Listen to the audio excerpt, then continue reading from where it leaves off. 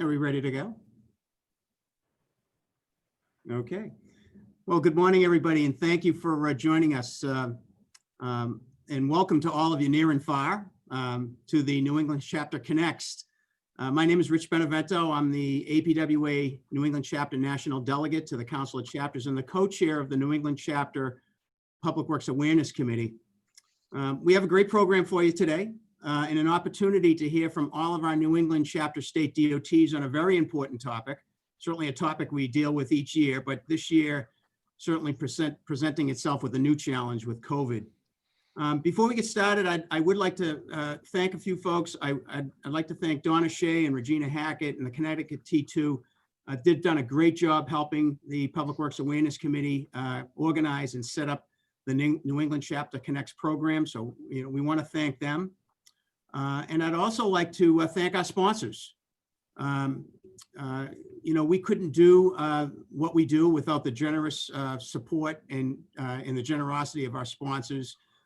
They do a great job in supporting the New England Chapter, and again, our heartfelt thanks to sticking with us during COVID. And our programs have been a lot different this year, but our sponsors have been there shoulder to shoulder with us, so we want to thank them. Lastly, I would like to recognize the Public Works Awareness Committee for their hard work in developing the New England Chapter Connect series.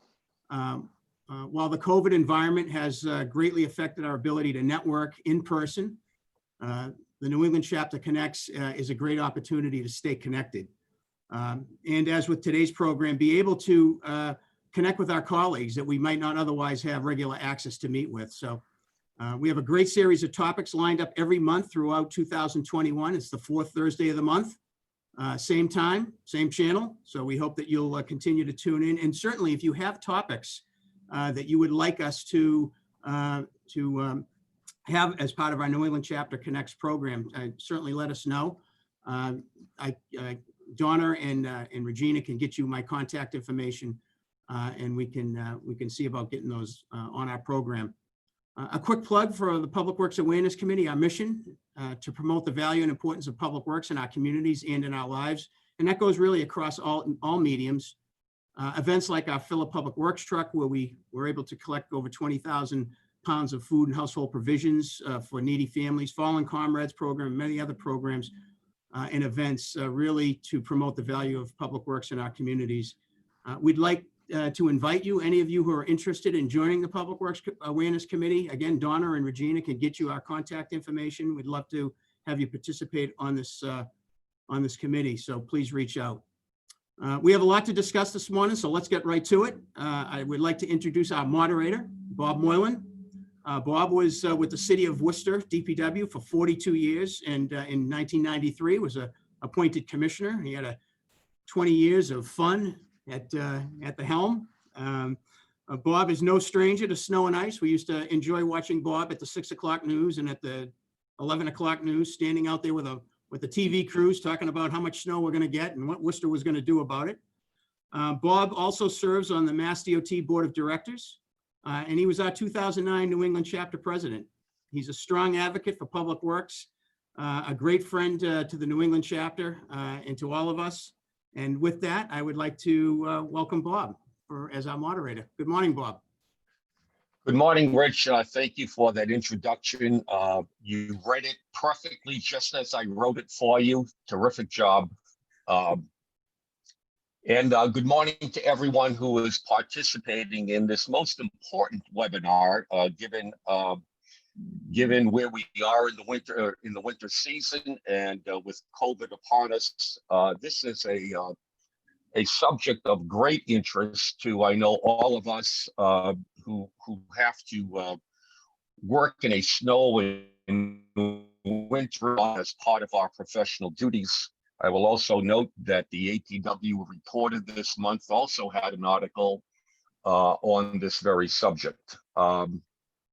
We have an outstanding panel of professionals that I will introduce in a second to share their plans and their ideas with us, to hopefully give all of you who are participating today ideas as to how we cope with delivering a very vital service to our communities during a very, very difficult time dealing with COVID.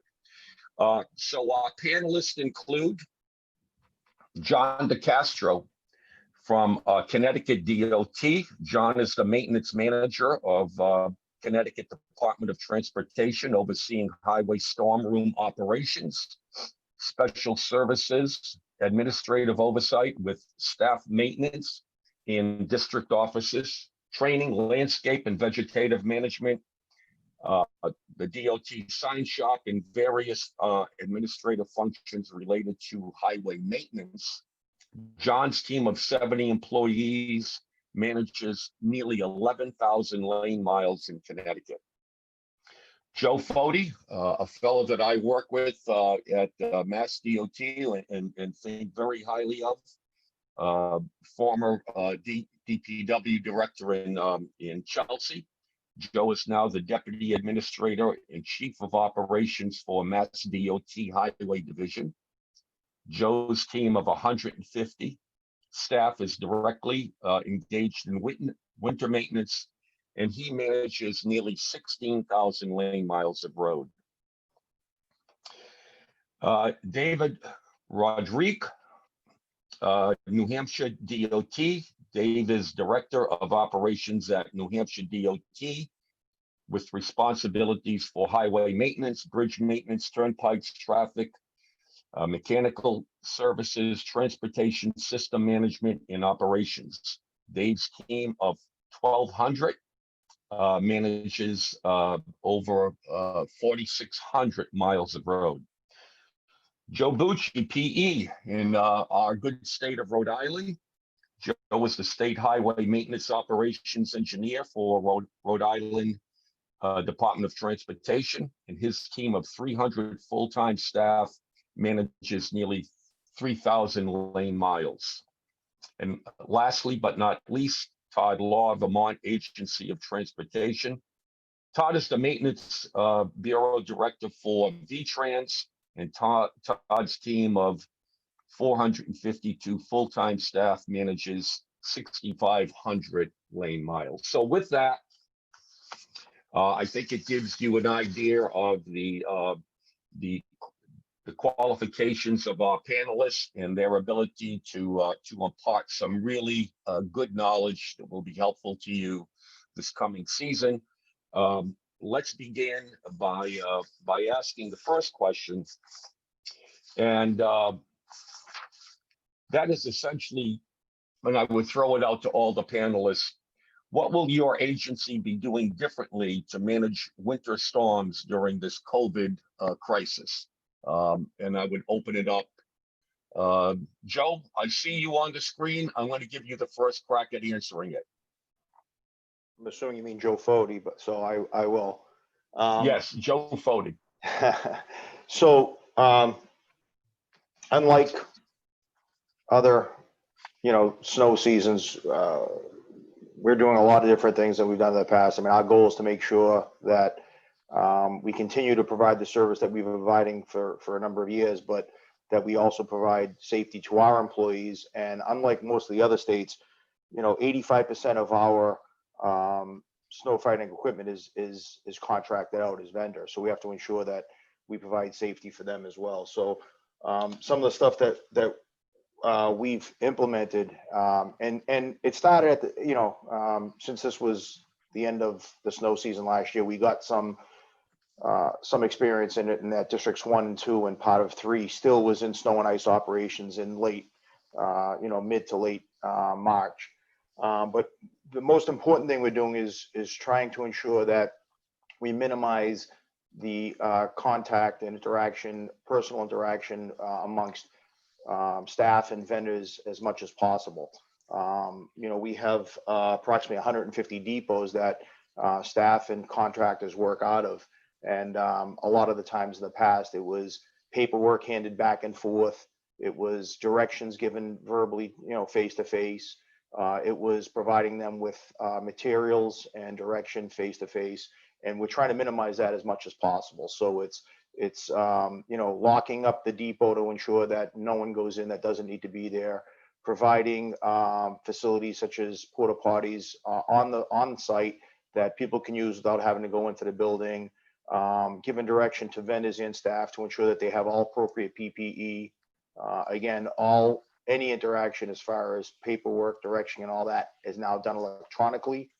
None of it is done in person anymore. From this you learn, and it's something that hopefully when COVID's gone, we've realized a better way of doing things, a more efficient way of doing things, and that's what we're trying to do here. So it's just ensuring that that all guidelines are followed, and that we keep our employees as safe as possible, including our vendors. Thanks, Joe. John DeCastro, can you take a crack at that one? Sure. Good morning, everyone. So this is going to be a challenging year for us, winter season. We anticipate that there's going to be some level of service issues depending on how we move forward with positivities and quarantining with our crews. But so to start, we're obviously requiring face coverings and mask protocol to our employees.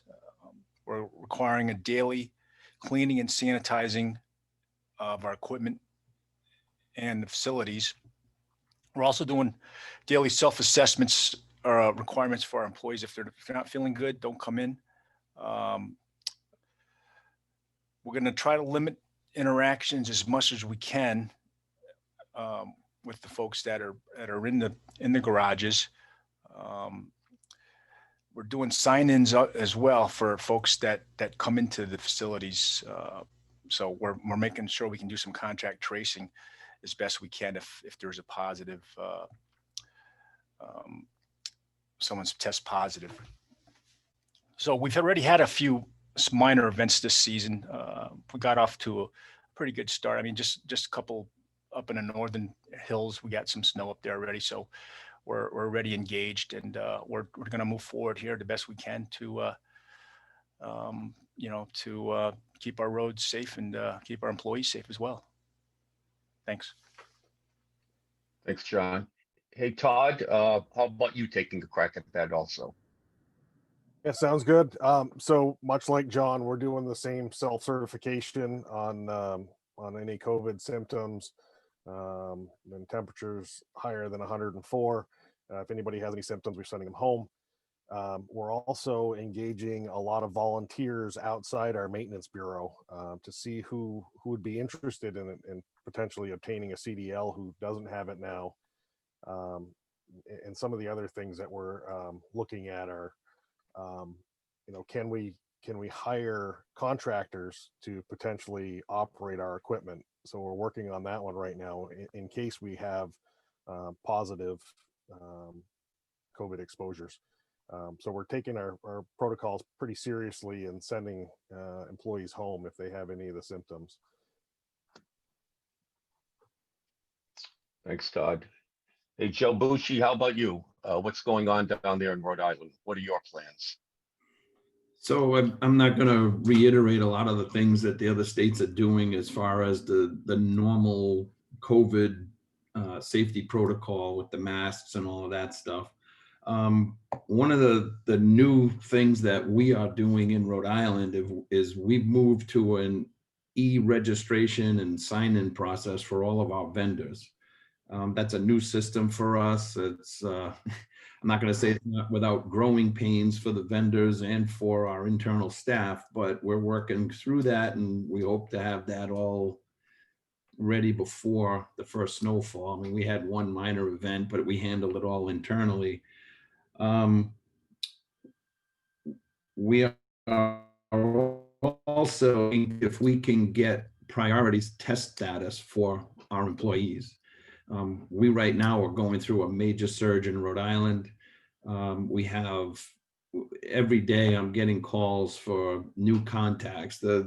That's the bad news. The good news is that the majority of the contacts is from outside of the workplace, which tells me that the protocol that we have in place and the stuff that we're doing is working.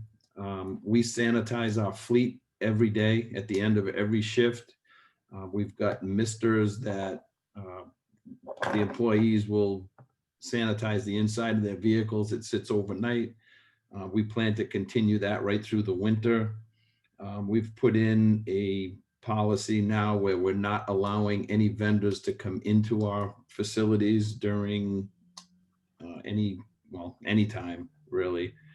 And then the other new, one of the other states had mentioned it, Connecticut, but we need to get the public aware that, listen, our level of service may decrease this year. So we've engaged our communications office with that to try to get that message out.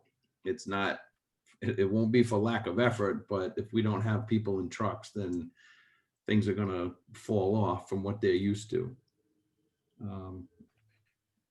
So that's pretty much where Rhode Island is right now. And, a lot of the same stuff as the other states as well. Thanks, Joe. And Dave, how about you up there in New Hampshire? Anything different, or are you guys doing about the same thing as some of the other folks?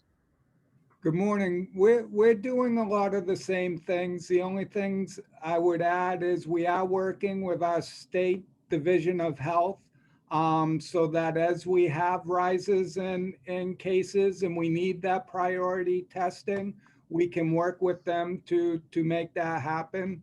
We're also communicating with the National Guard so that if we do get in a position that we need help, we know the steps that we need to take to make that happen. And that's all will be all pre-set up. This is one of those cases where that may actually be easier for us to do because we're already in a state of emergency for COVID and the Guard is activated doing many other things in the state.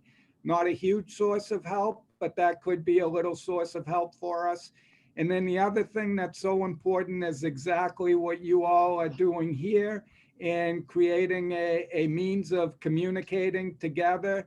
That's going to be more important than ever this year between the DOT and the communities so that we can be providing a consistent message to the public and letting them know the areas that may be falling a little bit behind because of a lack of resources due to the impacts of COVID-19. Hey, Dave, just so I'm clear on the National Guard, so you are coordinating with them now in the event that you will need to supplement your forces that may be taken down because of COVID. So the National Guard would be coming in to provide road plowing services for you. Is that the case? Yeah, they could provide some backup for us, Bob. So we're working with the Guard. There's three things that they want to talk to us about. One is doing projects for states that I'm sure they do in some of your states as well. The other is doing training for emergencies. And then in this case, they have worked with us to identify their CDL operators. We may work together to provide them some training opportunities, but we're also prepping our commissioner. We'll prep our Homeland Security folks, the Guards Adjutant General. So in the event we needed to ask for some guardsmen for this year, all the paperwork is pre-done and it's teed up. So we wouldn't take the Guard and put them in to replace a whole shed. But what we may do, just like we all do, we take resources from other agencies to cover the bulk of that work, and we could scatter a few Guards folks, one here, two here, to fill in for those resources that we've moved, such as loader operators to load salt. One of the things we don't want to do this year is have each driver loading their own truck where we can prohibit that. So having one person in the truck, that may be an example of something they could help us out with, Bob, if they don't have the plowing experience. Dave, that's very interesting, and I'm sure that that's helpful to me. in the discussion here that we just had, some of you have made mention of alerting the public to the fact that COVID can have a serious effect, interruption on what they would normally expect from your agency in terms of clearing roads and plowing snow and getting roads back into drivable conditions as quickly as possible. COVID this year could have a profound effect on your ability. So Joe Bucci kind of spoke a little bit about it, and Dave, you just did too, but what are the other folks doing about communicating with the public about lowering expectations, understanding that this is going to be a challenging year for all of us in the public works business and in winter operations work, and that the public will have to have patience with us, particularly this year, and understand the challenges that we are facing. So what are you folks doing about communicating that message with the public? And let me go to Todd up in Vermont. Todd, are you doing anything special there? So we're doing a couple things. We're using an employee availability application to ensure we know who is able to work each day or each shift. In Vermont, we don't typically use contractors to do winter maintenance. So we have about 1.3 to 1.4 people per truck. So overnight, we usually reduce levels of service anyways. So that's called out in our snow and ice control plan. But with COVID issues, our plan is to work with our public information officer and let people know if we have garages that maybe without any employees, if we can't fill trucks and we have to extend some of our routes, but definitely to engage with the public and let them know that there'll be a reduction in levels of service. And if we can get that out quick enough, each day, we don't want to do it beforehand, but just kind of play it by ear and figure out how things are playing out in each of the garages. So we're engaging our managers to make sure that they're on top of that and feeding that back up to our transportation management center to get it out to all the different social media outlets, along with our public information officer. So you guys are going to do it on a storm by storm basis, and however it is that COVID might be affecting you. Is that the case? Correct. Yeah, we're not going to jump the gun. We will get something out to say, we're anticipating or we're planning for reductions in levels of service because of some of the exposures and positive COVID tests that we've already seen in the state, and how that might impact. So people are at least aware of it beforehand. But yeah, just to let people know case by case or storm by storm. Great. Hey, John DeCastro down there in Connecticut, what are you guys doing about alerting the public to the challenges you're facing this year? Well, we're going to pretty much do what we've been doing for every storm that we get.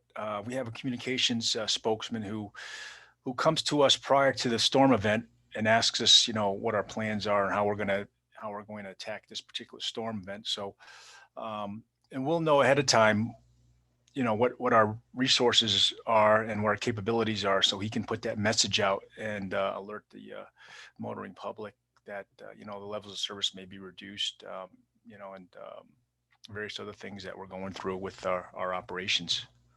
We're hoping that, as a result of folks that are working from home now, there won't be as many folks on the road.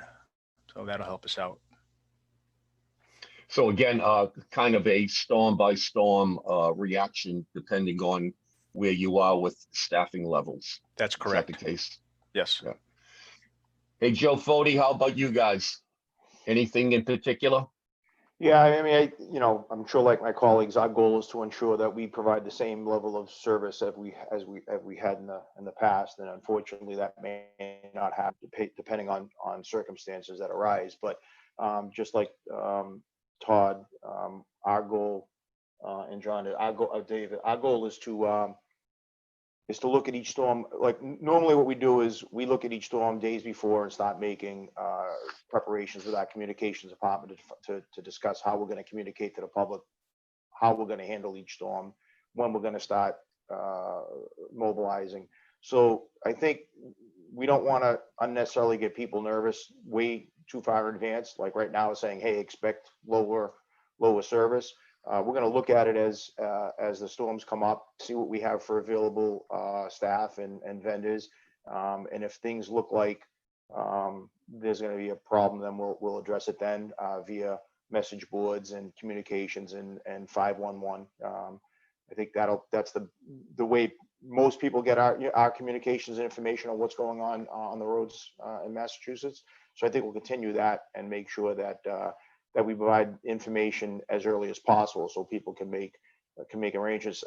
As was mentioned previously, you know, we've seen a huge reduction in vehicles on the road because of COVID, and maybe that'll provide us with an assistance and not having the expectation of getting roads, you know, every lane clear as soon as possible, right? I mean, if we have a situation where we have a reduction in service because of the availability of staff and vendors, maybe we address, you know, 2 of the 3 lanes if necessary, and then come back later on and do the rest.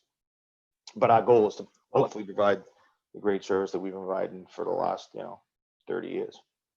Well, of course, I'm most familiar with Massachusetts, but I'm sure it's the case in all of our New England states that the vehicular traffic is still down substantially because of COVID. And so if there is a bright spot in all of this, in this dark cloud, it's that the number of folks on the road this winter season should be less than what we've experienced in the past, and that will assist all of you in getting your jobs done. Let me ask another question, just in terms of your planning. And we have seen just over the past few days a nearly exponential increase in COVID cases throughout, again, the New England states. What do you guys have planned in the event that your agency gets severely affected by COVID? So your employees, a number of your key employees get affected by COVID. If you are using outside contractors, they too are affected. So how will you deal with dealing with a difficult winter storm with a substantially reduced level of manpower? And let me start with Joe Bucci down in Rhode Island.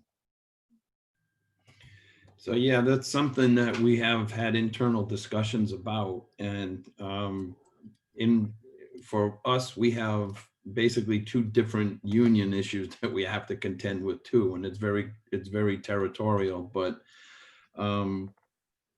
if we lose a district garage, we've already said that we're going to have to split, you know, a comparable union garage and send some of those staff down to manage the district that's been closed down. That's not going to be easy, and obviously it's going to be a huge level of service drop off, but that's the only option that we have with our own forces. As far as vendors go, we really don't have much control over that. I mean, luckily I've seen some things come up on the chat box that we have seen a fairly significant drop off in the number of vendors signing up for us. And we believe that that's attributable to the last couple of winters that we have been fairly mild. So these guys haven't been generating the income that they're used to. So some of them have decided to not continue with us. The other challenge that we have due to COVID is with the financial restrictions that came along with it. We've lost drivers and heavy equipment operators to other industries, and we were locked down on backfilling those positions. So this is the first time since I've been involved with winter that I actually have more trucks than I do drivers. And that's a problem. So having a reduced number of drivers, a reduced number of vendors, and the potential for having to shut down a district garage, I've been sending out reminders and things to the district garages that how important it is for us to continue with the safety protocol, and we need to keep our staff as safe as we possibly can. I mean, at the end of the day, if we do get a snowstorm, we know that we're going to get the roads cleared. It just might take longer. That's all. And, you know, like Joe Fode had said, you know, our goal is always to maintain that high level of service. But extenuating circumstances that the public is going to have to adjust, and we're going to certainly have to adjust. Yeah, it's going to be, it will definitely be a challenge. And that's why I think communicating with the public as to what challenges you're facing in any particular storm will be critical. Todd, up there in Vermont, what are you guys doing in the event that you are severely hurt by COVID and lack the resources that you would ordinarily have? So we've done a lot of route planning. We have all of our routes broken down by truck, by operator, and any spares we have. We're going to be doing a lot of that planning at the garage level. And if one garage is short, we've talked about moving some of our employees from either garage to garage, district to district, region to region, anywhere across the state, and potentially putting people up in hotels if need be. To ensure that we have some level of service in the event that the entire garage goes down. But yeah, we're doing a lot of planning with our emergency management director to ensure that we can at least have some coverage out of each garage, that, or at least that the route is covered. And like Joe said, it may not be as frequently as we normally see, but at least to get out there and plow things off and make it as safe as possible. But yeah, we're looking at also pulling in other resources, including people right now who don't have their CDLs who are willing to get them. So we're going to be doing some training, providing we can. You know, we only have one person per truck right now is our procedures. So how we can get a waiver to allow for a trainer in a truck to get someone their permit. So yeah, we're looking at all hands on deck for this one. Because we don't even know if we'll have the availability of contractors, which I'm hearing or seeing in a lot of the chats. And time is getting short. Time is getting short. Hey, John, down in Connecticut, what are you guys doing in terms of being affected severely by a COVID reduction of workforce? Well, you know, as the others mentioned, public notification is going to be paramount for us, you know, to let everyone know here's what's going on. You know, the level of service is going to be down. We're going to most likely hit priority roads initially for areas that have been impacted. If the garage has down trucks, they're focused on priority roads. We'll get others that would most likely be doing other things involved, probably in the trucks as well. If they're doing commuter lots, they'll be on the main lines. We're not going to let, you know, we'll have to let those go a little bit. Well, we're going to initiate, you know, our contractors a little bit sooner, probably right off the bat, if that's the case, you know, because we have around 250 contract trucks that we supplement our 634 truck fleet with. And typically we don't engage them right away until, you know, after a certain storm event. If it's like ongoing for more than 12 hours or so, we'll engage them. But we're probably going to get them on board sooner, maybe right off the start. So those are a few things that we're going to look at this season. Thanks, John. Hey, Dave, besides engaging the National Guard, are you doing anything else to try to help yourselves in case you are your workforce is decimated by COVID? So yes, of course we are. Bear in mind that National Guard may be a few people in extreme cases, but that's a true last resort. We started off by updating our snow and ice policy just so that we're sure that gives us the flexibility to be able to keep the roads through the pandemic and with fewer resources. So we're covered in that way. We also have more than 40 volunteers from throughout the department that have CDL licenses that are going to pitch in for us every storm and help us out. And I know those who did not sign up as saying they're willing to. I know there's another 10 or 15, of course, if we call them up and say, hey, we need your help, will you come in for this storm? They'll do that for us. They can't do it every storm because of family commitments and other commitments, but they'll come in for us when we need them. And we also have foremen and supervisors who are in pickup trucks with spreaders who'll need to park those and get in the plow trucks as they do every winter when they need to cover shortages. So we have a significant amount that we will pull, but that's also offset, which I'm sure everybody else is facing, significant vacancy rates in our full-time positions to begin with, and the difficulty in hiring our contract hired trucks. In New Hampshire, we're about 50-50. 45-55 to state trucks to hired trucks. So we feel that same pain that you all feel. Some of it is the weather, but some of it is people don't necessarily want to plow for 30 hours these days like they have in past times. So this is a challenge our industry is facing no matter what, that we're going to need to work together to solve in the future. So a couple of things, Dave. I used to call up. Oh, excuse me. Did somebody jump in? Oh, no. I was just Go gonna, ahead. I had a follow-up question. Donna. A follow-up question came through to me privately that I think is relevant here. Earlier, you talked about having folks stay home when they're not feeling well.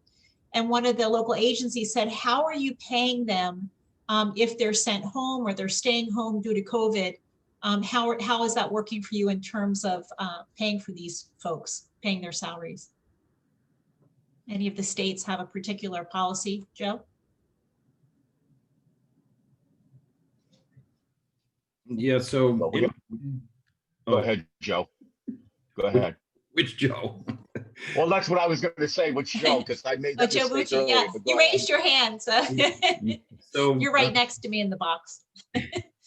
So in Rhode Island, like I was saying earlier, the majority of cases, at least in our division, in the maintenance division, are cases coming from the outside. So it's a spouse that's a healthcare worker or something like that. If it's a non-work related exposure and they are required to quarantine, they use their own annual leave. If it's a case where we had one district garage that got shut down, then there's special time that they can charge through the CARES Act that so they're out of work, they're being paid, but they're not using their annual leave.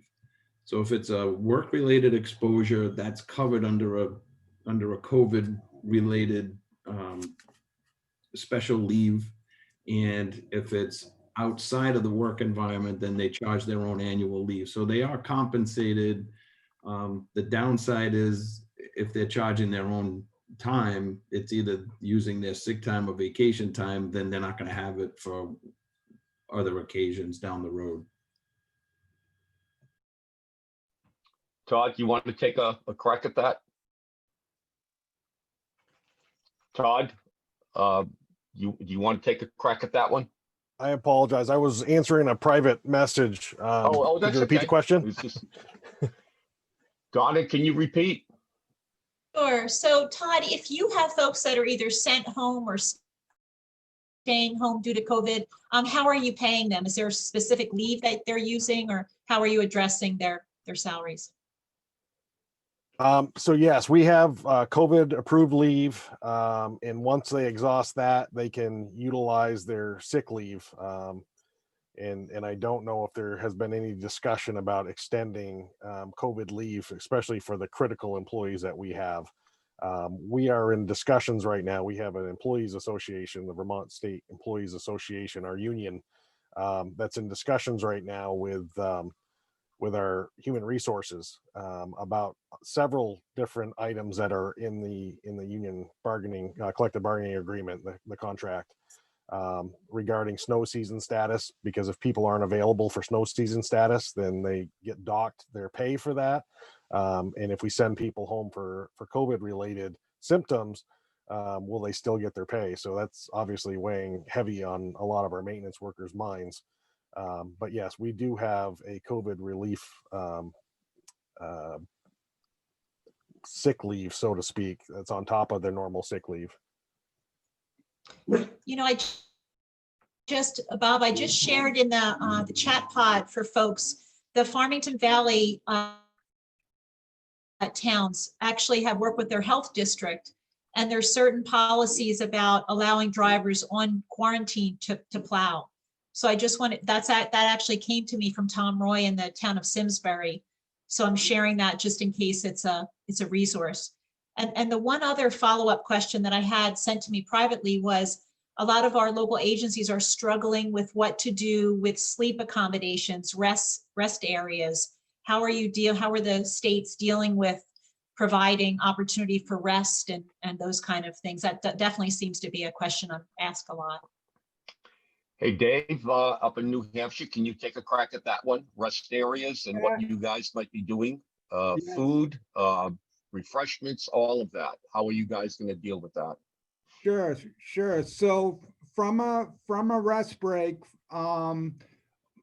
typically our folks are here for the duration of the storm.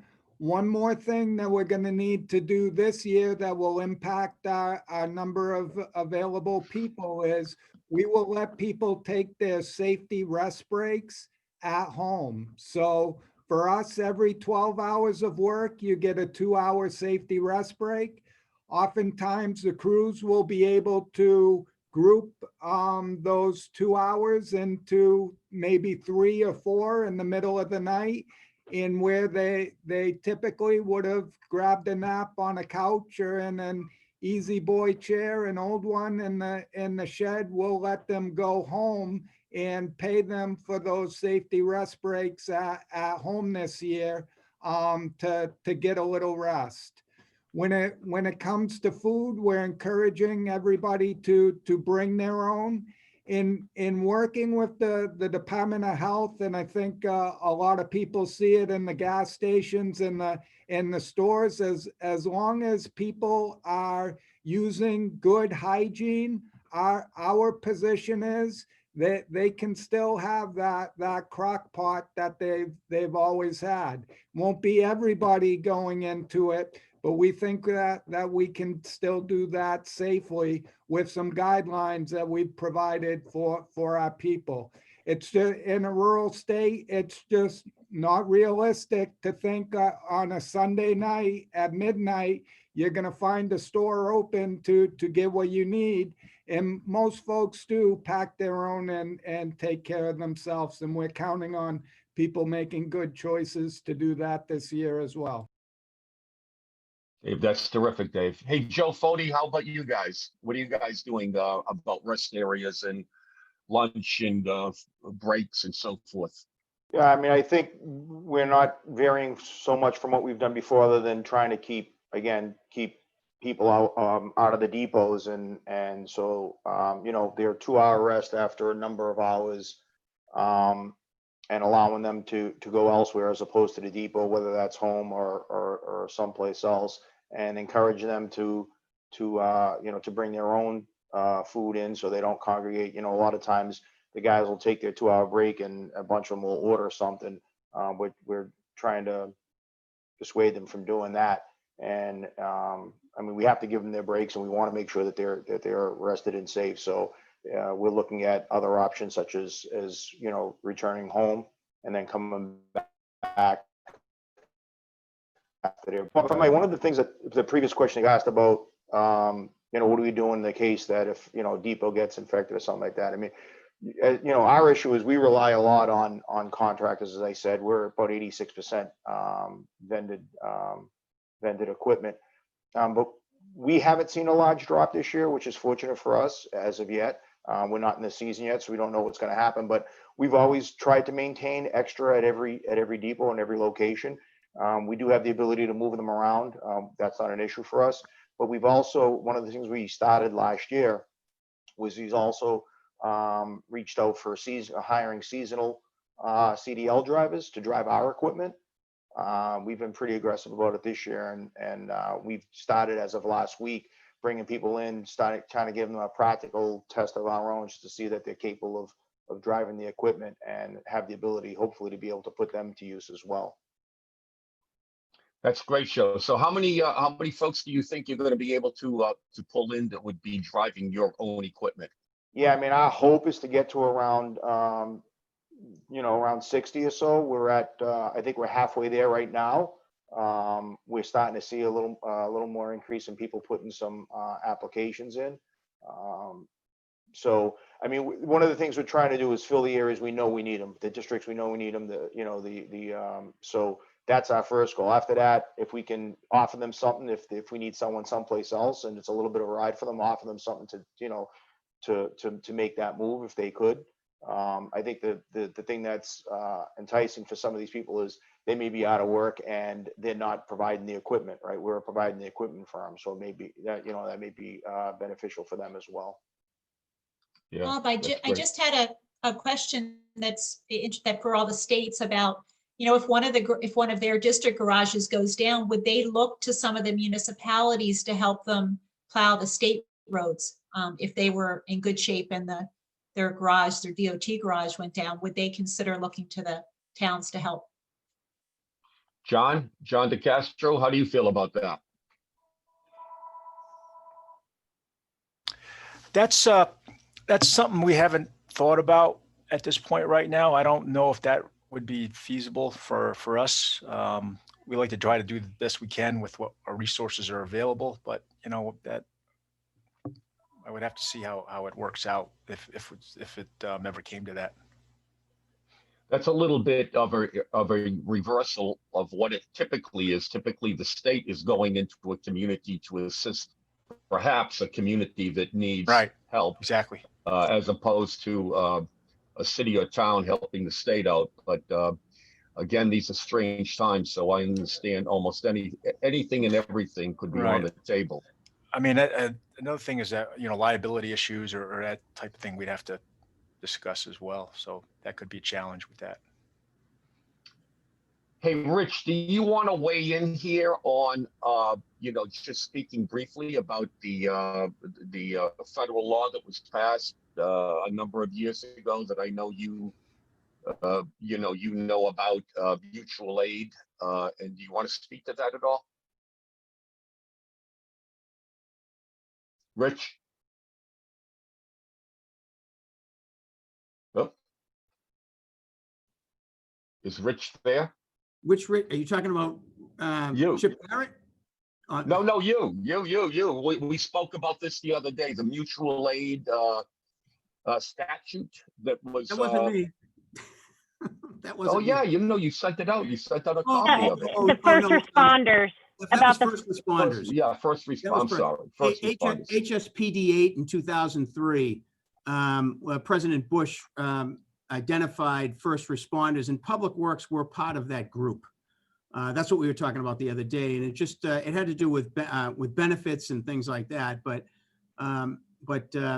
HSPD 8, Homeland Security Presidential Directive 8, had to do with Public Works employees being identified as first responders. So I'm not quite sure how that works with mutual aid. I know in Massachusetts, Mass Highway Association has been working pretty hard with cities and towns as well as the state, just in terms of mutual aid. I don't know if there's someone on here that wants to chat about that. Joe, I don't know if you're familiar with that or not.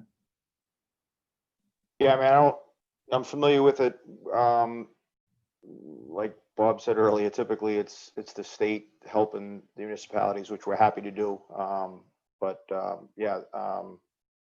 There has been an effort, especially through MEMA, to ensure that they have a listing of what communities have and what we have and how we can help each other as well. Just one other thing I understand the bigger issue was just liability. And that was and again, I can't speak to it directly, but I recall the discussions. Chip has his hand up. He could probably address it further. Can someone unmute? Go ahead. Richard Chip? Barrett? Where's Chip? Richard Is Barrett? it, all right. Richard Barrett. He just needs to unmute himself. I just gave him permission. There you go, Chip. Good morning, everybody. Yes, in Massachusetts, a few years ago, when I'm thinking a few years ago, probably 8 or 9 years ago, accepted a mutual aid through the state legislature that allows the communities to work together to share resources and people. That also in Massachusetts alleviates the need for the liability, because the liability goes with the agency that is supplying the help and not dependent on the agency requesting it. I would encourage anybody in Massachusetts, if they haven't signed up for the statewide mutual aid plan, you need to buy into it. It's not one of these things that you're automatically on. And you can buy into it, and you can share resources between municipalities.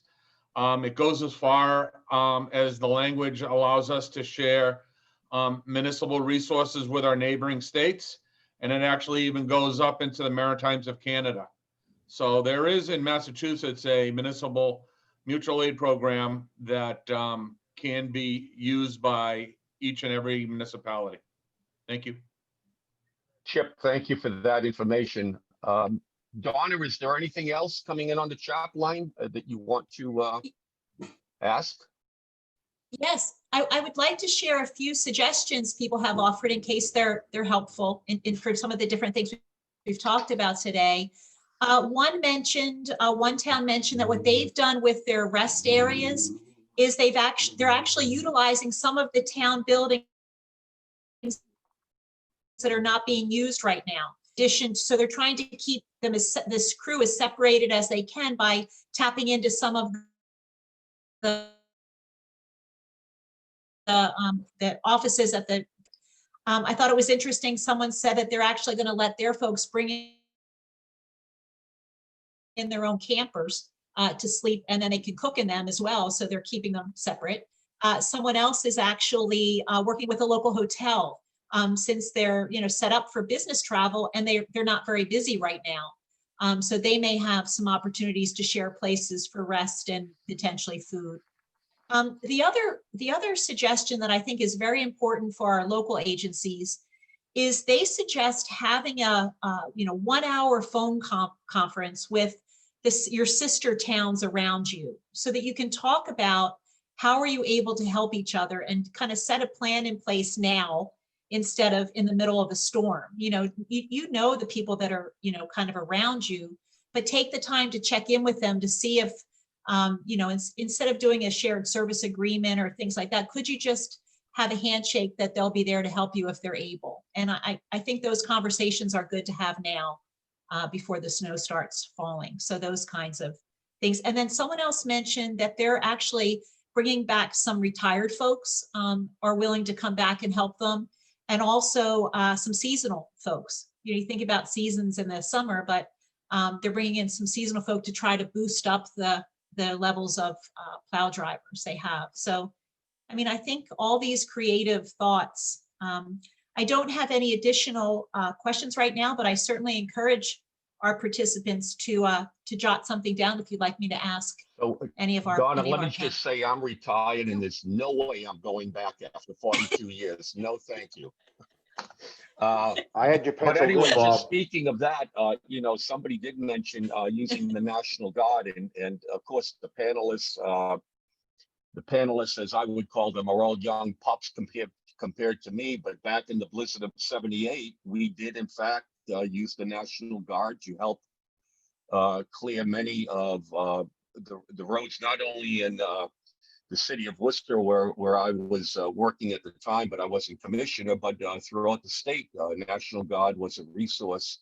And again, depending on how bad things get this winter, I would not take the National Guard off the table as a possibility, albeit it might be the last resort, but still something for all participants to think about. And Bob, Bob. one final question came in about, with all the contractors and retirees and part-time folks, how are people preparing their budgets for winter?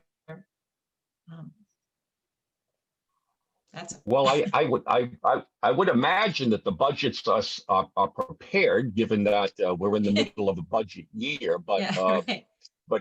but clearly, I think it would be my guess that budgets are going to be severely impacted, given revenues that are being lost both at the state levels and at the municipal levels. But that will probably play out over time. On the other hand, I think most jurisdictions have always taken the attitude that the clearing of roads and making roads safe for travel is a public safety priority, and you're going to provide the service first and foremost and deal with the cost ramifications later. And Todd, did you have your hand up for that one as well? Did you have a feedback on that? I was just going to point out on the emergency management assistance compact. So there's something called an EMAC request that happens between states. And we've actually done that. Vermont actually went down to Boston in 2013 and provided resources to help clear the snow during one of those blizzards. So I'm assuming this pandemic is also considered an emergency, obviously. So, there would be some means or methods of employing that EMAC request where resources could be sent from one state to another. And again, it was the city of Boston that Vermont Agency of Transportation employees and resources went to. So if the state takes that on, then I'm sure they could employ that EMAC request again. And if anybody's available, then they could provide that service. So, I'm putting that in the chat also for everybody to know. Great. And Bob, we had one additional question from John Lawler about, has anyone heard whether supplemental winter operations cost might be available for COVID cost reimbursement? Would there be funds available to reimburse the town for these COVID kinds of things that would impact their costs? Do any of our panelists want to take a crack at that? Anybody hear anything about that being covered? I guess that's something Donna will have to research further and get back to John about. Sure. But it's a good question. Yep, happy to. So the only thing that I And, can add to that is there is COVID relief funds that were given to each state. So I'm assuming that would be something that the legislature or governor would do. We're utilizing that for some of our additional costs due to COVID related duties that we've assumed. But that would be something that the states themselves would do with that CRF funding. But I'm not aware of it coming to Vermont. They're not telling us that I have additional money to do winter maintenance for sure. So unfortunately. Well, I think, Todd, they've heard how you spend money, so they aren't going to let you know about that, but it's coming. But just Rich. a quick comment based on what Todd was just talking about. I mean, I think this is something APWA, I know, has legislative liaisons both at the federal level, and certainly this should be a topic. They've been providing relief for all sorts of things. I don't think anybody has thought about relief for the topic we're talking about today. So it's probably important to both local legislators, to be having that discussion, but also a larger discussion and perhaps something that we can get through APWA's liaison with Washington to consider some of this as well. Excellent point, Richard. Excellent point. I'd also like to add, on that topic, it would definitely be helpful. And I'm a former public works director, so I know how tight it is in a lot of municipalities. I've worked for a few different municipalities in the past before I came to the bigger organization, to the state of Vermont. But, definitely engage the districts, the regions, the other highway maintenance workers around you, because we're all in this together. That is one thing that I think we all feel the same. No matter if you work for a town or the state or a contractor working for whoever, we're all out there to provide for the safe and efficient movement of the people who are out there, our customers. So I would, anybody from Vermont, definitely reach out to me, reach out to the district managers. We may not be able to help a whole lot, but we may be able to give advice or, just make sure that we're all aware of what's going on. We can put that in public releases or what have you. So, the more we can do for our customers, I think the better. We definitely out there for the safety of them. So. All good points, Todd. Thank you.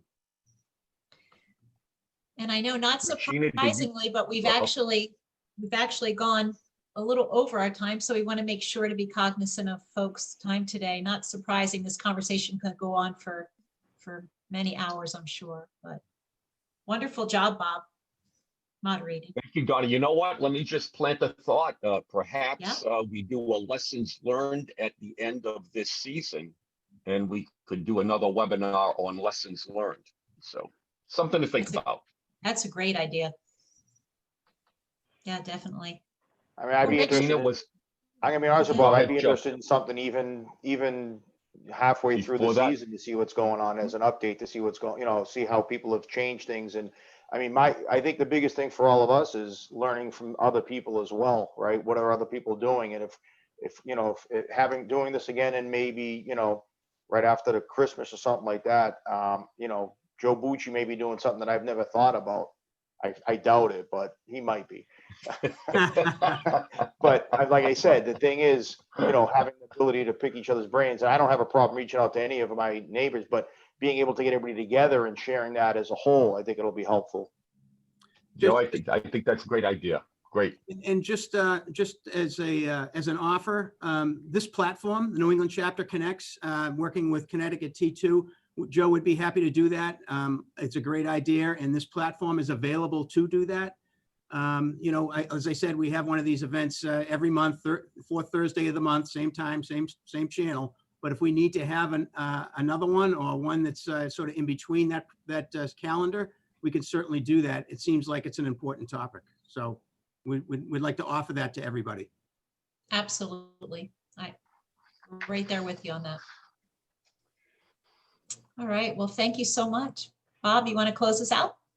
Well, thank you all. This, concludes our webinar, and I think it was a very timely and pertinent exchange of information. I want to thank all of our panelists for sharing their expertise with us, and I want to thank all of our participants, registrants, and hopefully you got a lot of good information out of this. And with that, being an old snow fighter, I will say good luck to all of you this winter. I feel your pain. I know what it's like, and you guys are doing God's work. So God bless all of you and good luck.